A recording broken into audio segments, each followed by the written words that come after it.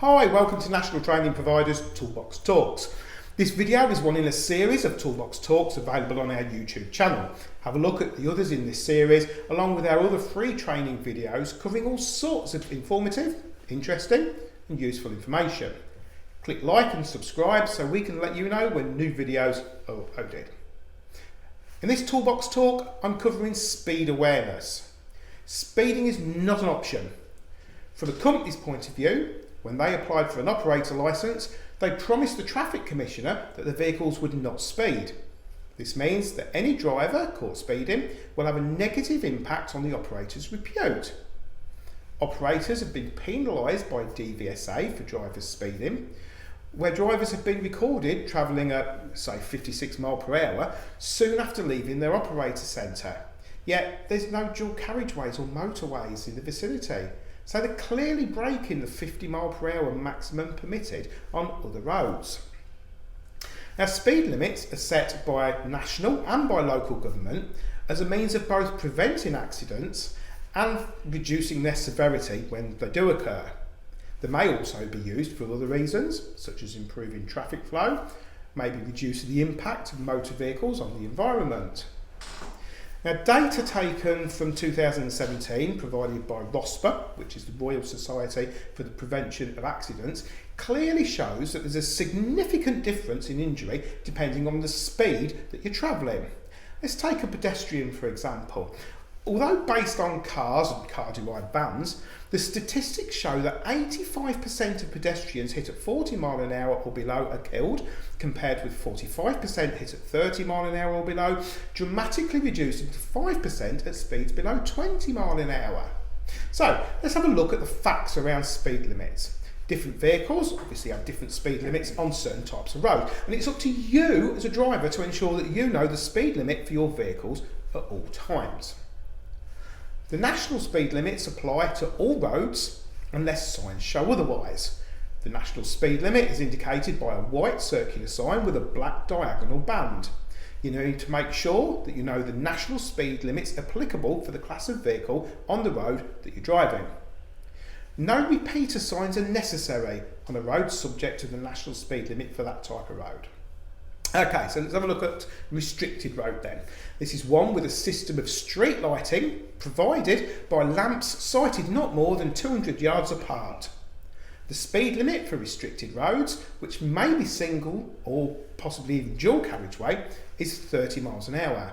And there's no signs generally necessary to indicate this except at the point where the lighting starts on a road, otherwise subject to the national speed limit.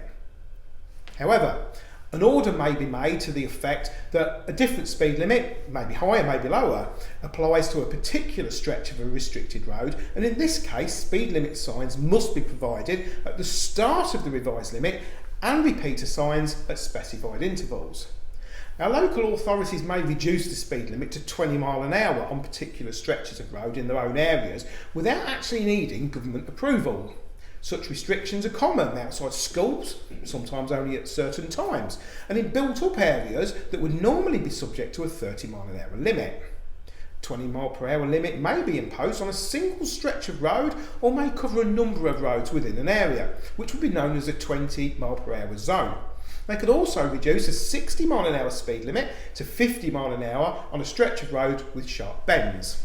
Most roads in the City of London controlled by the corporation, and many of those in central London owned by Transport for London are now subject to a 20 mile per hour limit.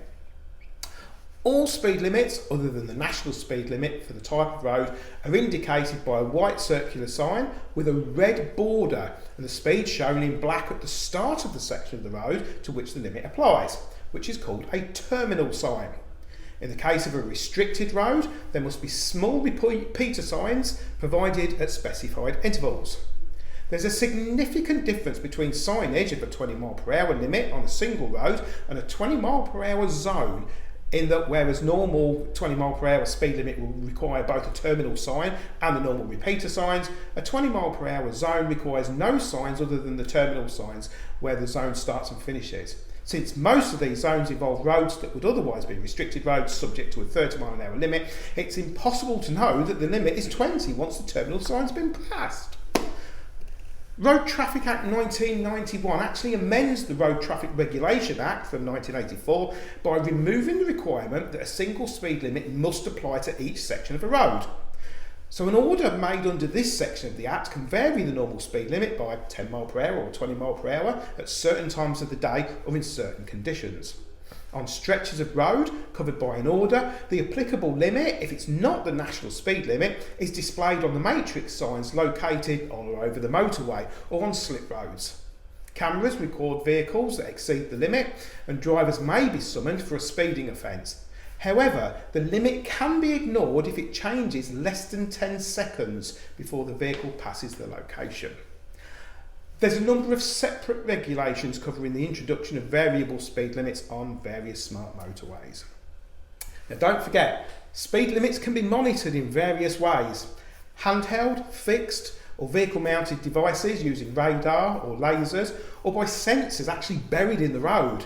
Many of these devices provide evidence in the form of a photograph of the vehicle showing the registration plate and the speed recorded. If the photograph is of the front of the vehicle, the driver can also be identified. Now, these devices all measure speed at a single point, but increasing use is being made of the time distance monitoring, especially by the SPECS system used at motorway roadworks and on the new smart motorways. These average speed cameras measure the time at which the target vehicle passes two fixed points, perhaps many hundreds of metres apart, and calculates the average speed between them. They're springing up on roads all over the country. Speeding can also be detected by a police officer in a police patrol car, which is fitted with a specially calibrated speedometer. They only have to follow you for a distance of at least 0.2 of a mile. 0.2 of a mile, 352 feet, 322 metres. It's not far, is it? Where a photograph is taken, the offence will be dealt with by sending a notice of intending prosecution within 14 days to the registered keeper of the vehicle. Where no photograph is taken, then the offending vehicle must be stopped by a police officer in uniform for a penalty notice to be issued at the roadside. Now, exceeding the speed limit is usually dealt with through the fixed penalty system by a fine of £100 and mandatory endorsement of your driver's licence with 3 penalty points. Serious cases may be dealt with through the courts and greater penalties applied. If your licence is endorsed with 12 or more penalty points within 3 years, you're liable to disqualification. New drivers whose licences are endorsed with 6 or more penalty points within 2 years will have their licences revoked. Under adverse road conditions, a prosecution for dangerous driving, careless driving or for driving without due care and attention may be brought if a police officer considers that the speed that you were doing was dangerous, even though it's actually below the posted limit. If you've got a clean licence and you're caught exceeding the speed limit, you could be offered a speed awareness course. This will cost you to attend, but you're not going to get the fine or the penalty points. It's typically offered if you're caught travelling at between 10% plus 2 miles per hour over the limit and 10% plus 9 miles per hour over. And you can only sit one of these courses within a 3-year period. However, if you're caught speeding on a motorway and you've already attended a speed awareness course, you could be offered a motorway awareness course instead, or vice versa. Highways England traffic officers, they patrol the motorways and sections of major trunk roads in conspicuously liveried vehicles. They're empowered to manage traffic, stop traffic, close lanes and carriageways. While they're not able to impose penalties themselves, it is an offence to fail to comply with the instructions of a traffic officer, which may attract a fine of up to £1,000, as well as driving licence endorsement or disqualification.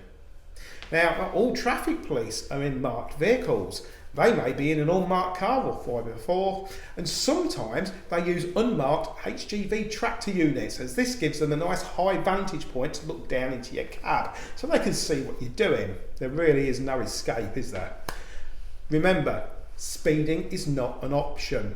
The starting point for sentencing described above treats all offenders equally, but magistrates will then consider a list of aggravating or mitigating factors. And amongst the aggravating factors are the fact that you're driving a heavy goods vehicle, you're towing a trailer, carrying a heavy load, and driving for hire and reward. If any of these apply, then the penalty will tend to be towards the upper end of the range. Also, it must be remembered that even if the magistrates do not impose a disqualification, the Traffic Commissioner may still do so in respect of the vocational licence entitlement. This way, as a driver in HGV, you may end up with a fine, penalty points and a disqualification of your HGV licence. So, stay within the speed limits, stay legal and stay safe.